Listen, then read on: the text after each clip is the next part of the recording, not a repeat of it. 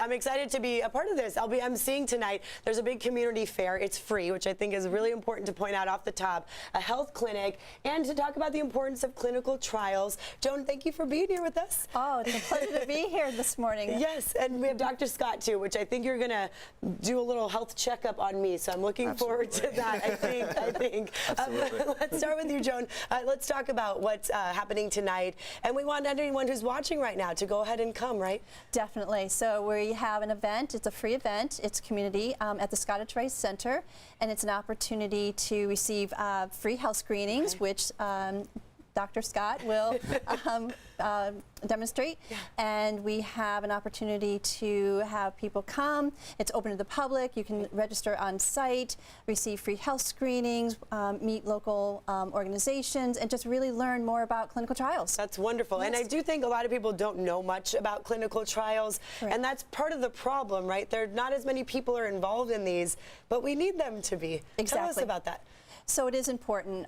If you really kind of step back when you go into a grocery store or a pharmacy, when you pull something off the shelf, like that treatment, that actually went through a clinical trial. Okay. And that went through a clinical trial with people volunteering. So really, it's an opportunity for people to really understand the importance of clinical trials and what goes into it, and really to thank the people that do volunteer for making these treatments happen for not only them, but for generations. And I would imagine it's so important to know how a body handles, obviously, any of these medicines that we all count on, right? Absolutely. I'm sure you know firsthand the importance of, going through the trial period, right? Absolutely.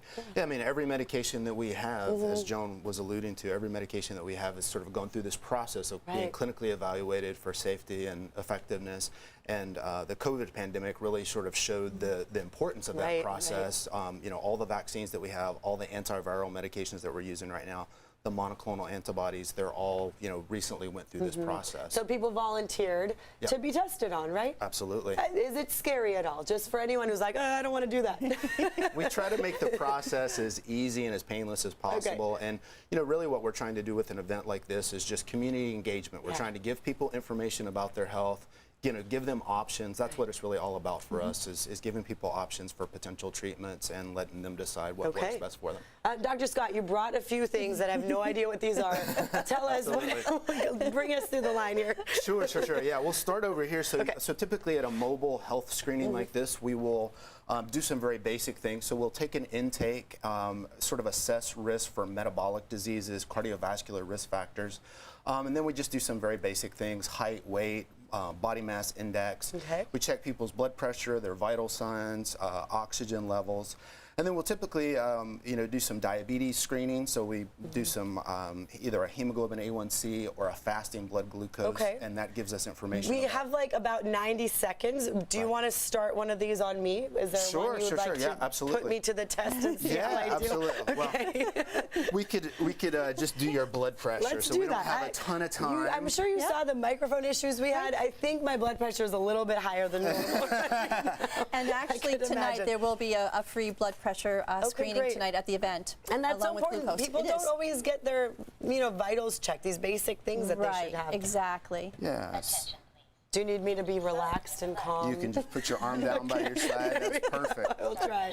And so while this is running, we also have a great device called a Fiberscan device, and this allows us to non-invasively check people's liver for liver health. Wow. So it's kind of a nice free screen that we offer. How does that work? Do you want to bring our volunteer in the mix? He's right over there. Sure. Yeah, don't be shy. Come on over. I don't know if you can check his liver while he's standing. Probably. Is that possible? I'll show you the basic process. Yeah. So this is Cesar Ramirez. He's our lab manager. So what we typically do would have Cesar lay down on a table, and we would expose his abdomen, and we would basically just put the probe over his liver here.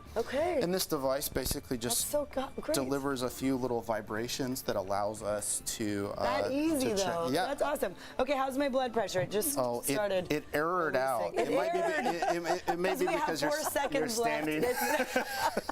My stress level. Either that or it's really high because of mic issues. Thank you very much.